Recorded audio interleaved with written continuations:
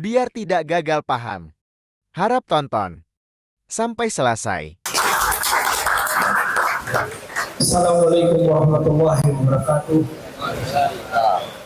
Alhamdulillah, alhamdulillahilladzi arsala rasulahu bil huda wa dinil haqq liyudhhirahu ala dini kullih wa kafaa billahi shahida.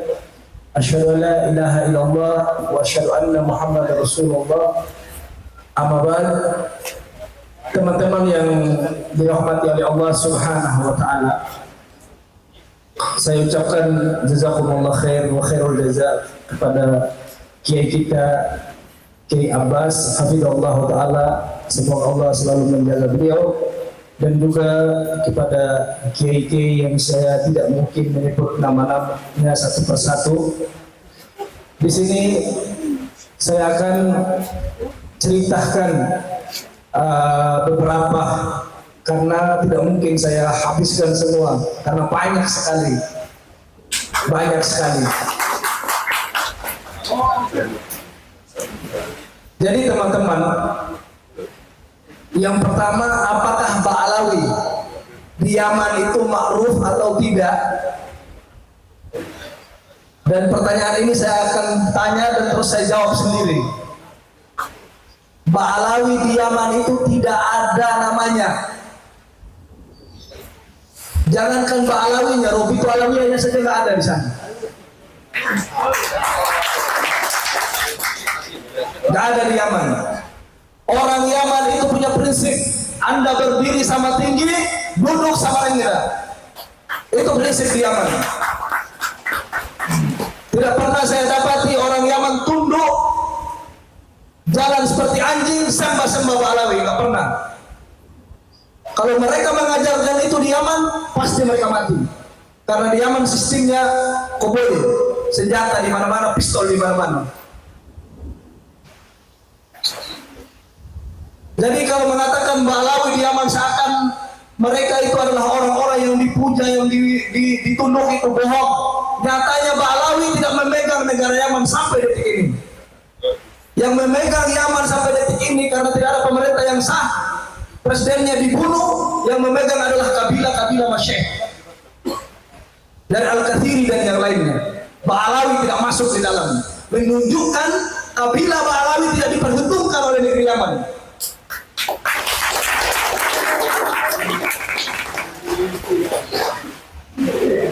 Di Yaman saja tidak diperhitungkan, datang di Indonesia terus suruh Nusantara untuk tunduk sama mereka. Siapa Anda?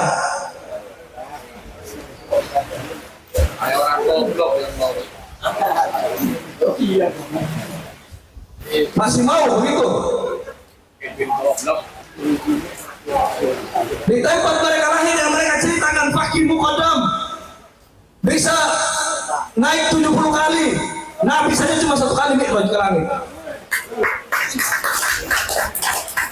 Terus Abu Bakar bin Salim bisa menahan matahari, makan pisang goreng dalam kuburan, tainya jadi kubur, datangkan rantai emas dari langit. Itu saja orang Yaman tidak tunduk sama mereka. Yang lucunya bisa mendatangkan rantai emas dari langit, datang ke Nusantara, tukang gawer, minta uangnya orang-orang Hindu Nusantara. Apa ini?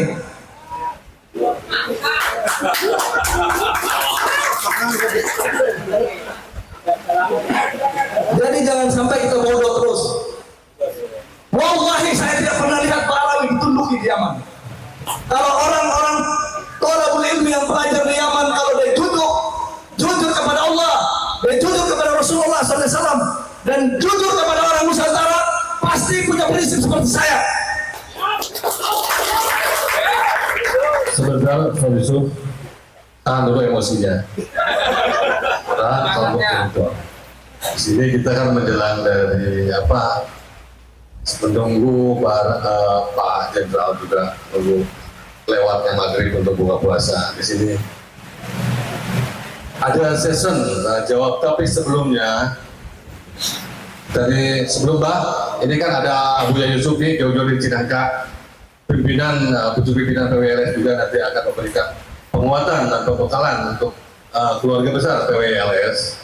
Nah, nanti ada sesi, misalkan menjelang ini, sebelum nanti Abah ini memberikan pembekalan yang banyak sebagai pimpinan penguatan.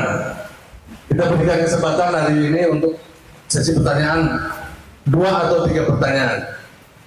Dan nanti akan dijawab misalkan dari keluarga besar PWI. Dari tim media siap sudah dipersiapkan pertanyaan? Sudah siap. Bisa kan seperti itu? Karena sebagian kan pemaparan sudah kemarin dari KBN sudah ada. Nah, ini ada undang-undang, mungkin ada pertanyaan yang penasaran dari keluarga kita yang di daerah untuk dipertanyakan ke Ustadz Yusuf. Silakan di media, Pak Boredi. Ya, media.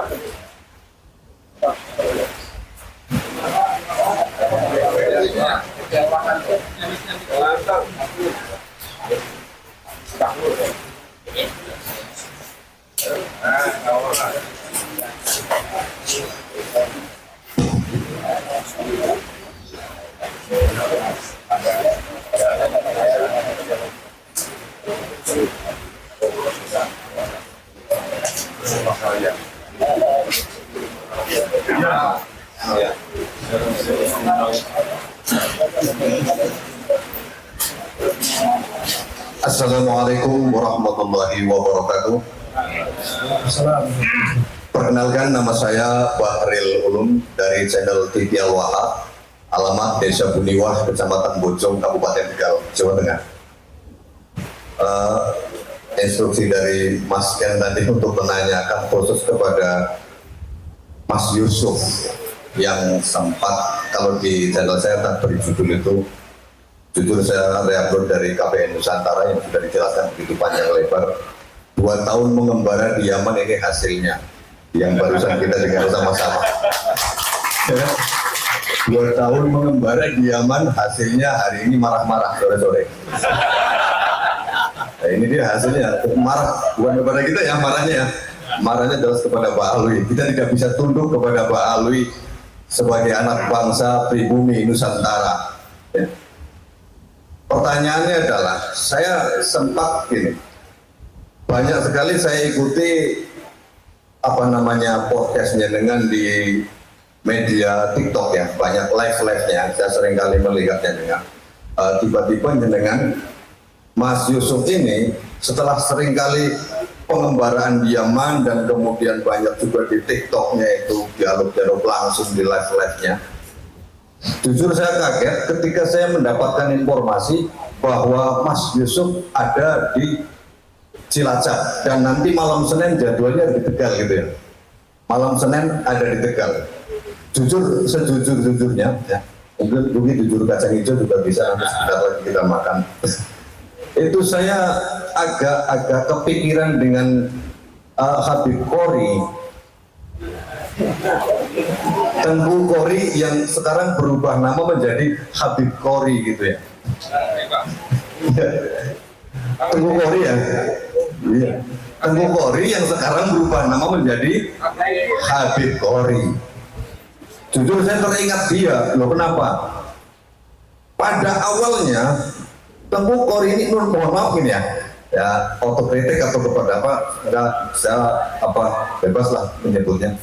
Pada awalnya Tengku Qori itu begitu berapi-api ketika membela-bela Wali Songo. Namun pada akhirnya kok kita lihat sendiri seperti itu, justru berbalik 180 derajat. Nah, pertanyaannya, mudah-mudahan ini tidak terjadi kepada Mas Yusuf yang telah mengembara di Yaman. Iya kan? Gitu ya. Saya justru punya kekhawatiran Mas Yusuf. Tiba-tiba yang tadinya seorang konten kreator, kan sama dengan Tengku Qori itu konten kreator ya. Konten kreator kemudian membela Wali Songo, begitu di tengah jalan, malah berbalik arah.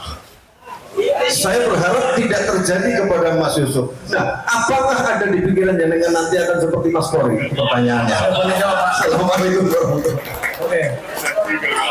Yang pertama, selama ini saya tidak punya channel YouTube. Di TikTok pun kalau ada yang sawer, saya bilang jangan sawer saya. Saya punya orang tua masih bisa memberi saya uang. Kalau Qori kan memang miskin. Saya mondor-mandir di Yaman, dari Yaman Selatan untuk mondor-mandir cari tahu tentang Pak Alawi itu ongkosnya bukan sedikit, Pak. Hampir 20 juta saya habiskan buat untuk mencari tahu tentang Pak Alawi di Yaman. Dan itu tidak ada Kiai Imaduddin kasih saya 1.000 pun, ataupun Kiai Abbas kasih saya dari uang pribadi saya. Saya berjuang, yang niatnya saya hanya satu. Niatnya saya biar orang Nusantara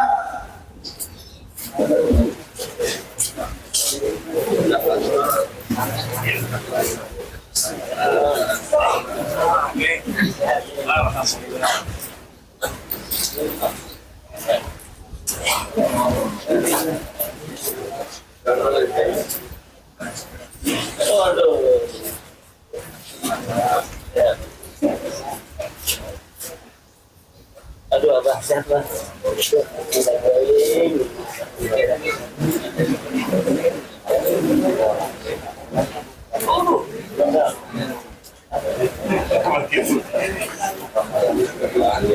Diganti Ali bin Muhammad.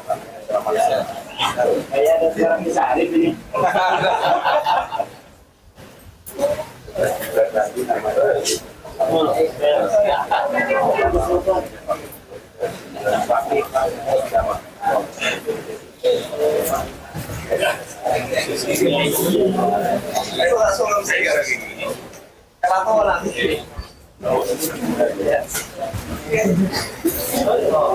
Masya Allah.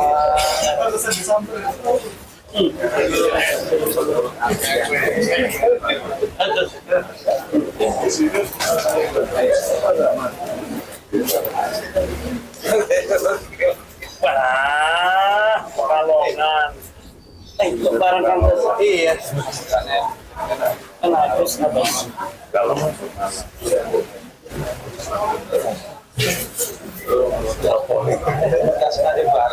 Iya, sengaja ini.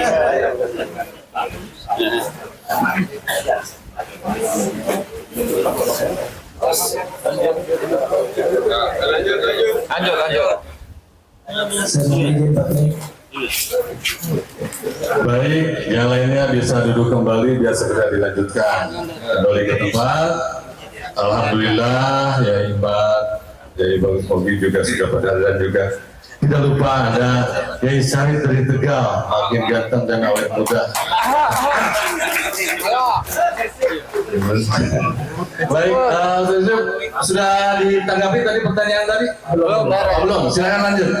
Maka yang lainnya duduk kembali. Jadi teman-teman semuanya, Kori itu ada banyak teman yang jadi saksi.